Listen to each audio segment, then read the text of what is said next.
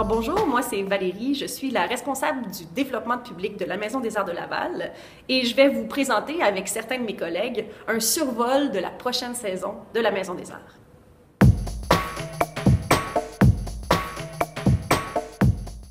Alors, la série Jeune public 2014-2015 de la Maison des Arts, c'est une sélection variée de spectacles. 12 spectacles qui balayent toutes les différentes disciplines artistiques, qui nous font voyager dans différents univers, qui sont à la fois touchants, qui sont drôles, qui sont diversifiés. Un coup d'œil sur l'ensemble de la programmation. Décembre, c'est un mois qui est un peu thématique autour des contes, des romans revisités qui sont adaptés sur scène. Ensuite de ça, on a des spectacles internationaux, en fait, grâce à des collaborations avec différents diffuseurs sur le territoire. Donc, on a la chance vraiment d'accueillir des spectacles assez uniques. On a, comme toujours, une programmation exclusivement pour la petite enfance, surtout, en fait, particulièrement pendant le festival Petit Bonheur. On touche vraiment à des disciplines très variées, donc le théâtre, bien sûr, la marionnette, la danse, la musique et le cinéma cette année. Tout au long de la saison, on se laisse un peu inspirer par les spectacles de la programmation pour des fois offrir des journées thématiques autour d'un spectacle jeune public, autour d'un dimanche, autour de la relâche, autour du temps des fêtes. Donc, dans le fond, on invite aussi tout notre cher public à rester un petit peu à l'affût de toutes sortes de petites choses qu'on pourrait ajouter dans la saison au gré de nos envies.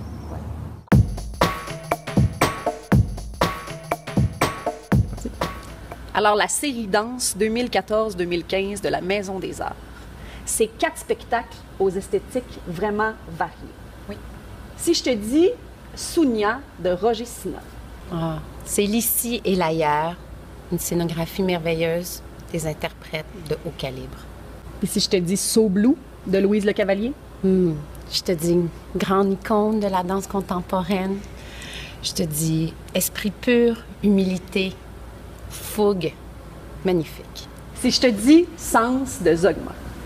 Alors, je te dirais vent de fraîcheur, vent de jeunesse, la tradition liée à la modernité. Quotient empirique de Robert Bendens. Alors, de nouveaux interprètes, des interprètes, wow, de très, très haut niveau, avec un contrôle de leur corps, un contrôle de leurs gestes vraiment fabuleux. Il y a une offre incroyable, une offre de qualité, je dois le dire.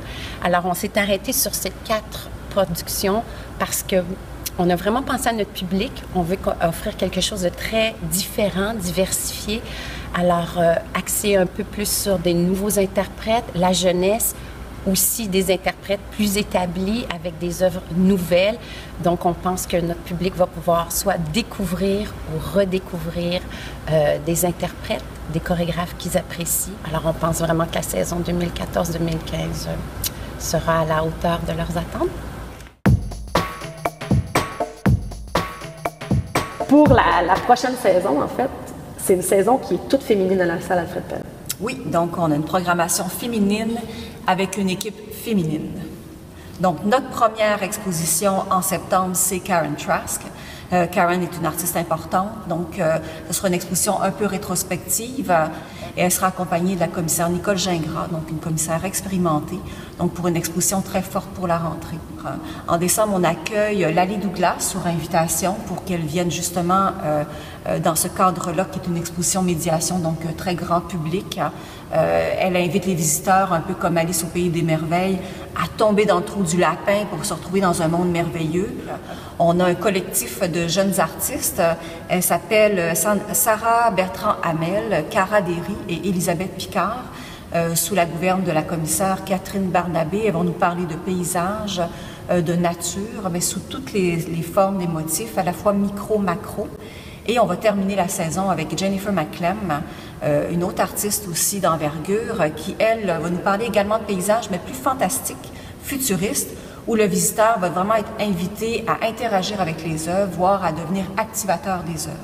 Dans le foyer, on a une programmation aussi. Cette fois-ci, on va travailler avec Eugénie Clich, un coup de cœur au jury, qui nous parle de liens familiaux à travers la broderie. Il y aura Ingrid Maria Sinibaldi et une jeune artiste lavalloise, Kim Dufort. La série théâtre, c'est quoi? La série théâtre cette année, c'est 8 spectacles sélectionnés parmi une centaine de spectacles de théâtre de création qui vont tourner l'année prochaine au Québec. Donc vraiment parmi les meilleurs spectacles, inutile de le dire, mais qui vont être très différents les uns des autres, des univers, des styles différents de l'un à l'autre. Donc c'est l'intérêt, je dirais, de la programmation de cette année, qui est, à mon avis, la meilleure programmation montée en théâtre depuis le début de la Maison des Arts. Voir du théâtre ici à la Maison des Arts, c'est très particulier comme expérience parce que c'est une salle intime, 335 places, un grand plateau.